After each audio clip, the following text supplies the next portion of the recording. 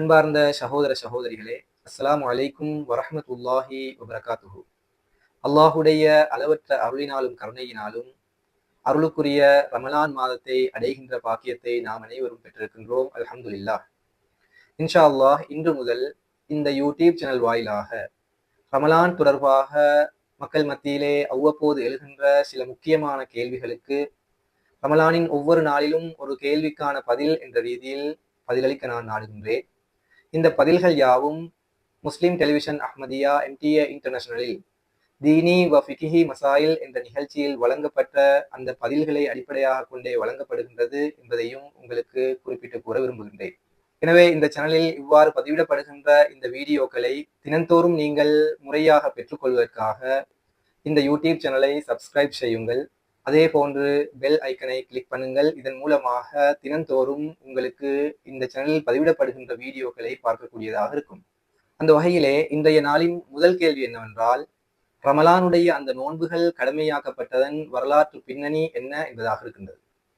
இதற்கான பதில் என்னவென்றால், எம்பெருமானார் முஹம்மது முஸ்தபா ஸல்லல்லாஹு அலைஹி வஸல்லம் அவர்கள் மக்காவிலிருந்து மதீனாவுக்கு ஹிஜ்ரத்து செய்து வந்தபோது யூதர்கள் ஆஷூரா என்ற தினத்தில், அதாவது முஹர்ரம் மாதம் 10ஆம் தினத்தில் நோன்பு நோற்றுக் கொண்டிருப்பதை பார்த்தார்கள்.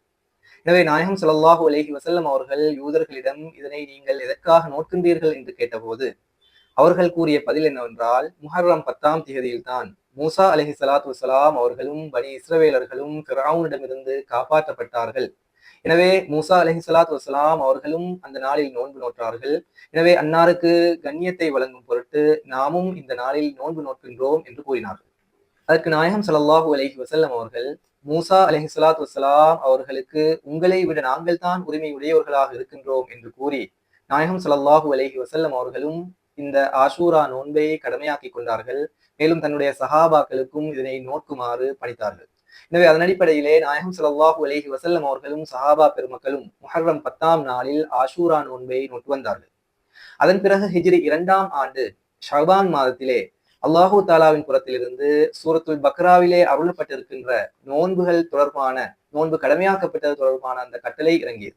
அதாவது சூரத்துல் பக்ராவினுடைய 184வது வசனம் அருளப்பட்டது. எனவே அதன் அடிப்படையிலே அடுத்த மாதம் ரமலான் மாதத்திலே நாயகம் ஸல்லல்லாஹு அலைஹி வஸல்லம் அவர்களும் சஹாபா பெருமக்களும் ரமலானுடைய அந்த நோன்புகளை நோற்றார்கள்.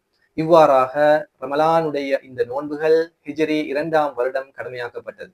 மேலும் அதே ரமலானிலே, அதாவது ஹிஜ்ரி 2ஆம் ஆண்டு ரமலான் மாதத்தின் 17ஆம் நாளிலே பத்ர் யுத்தம் நடைபெற்றது என்பதையும் நாம் அனைவரும் அறிந்திருக்கின்றோம்.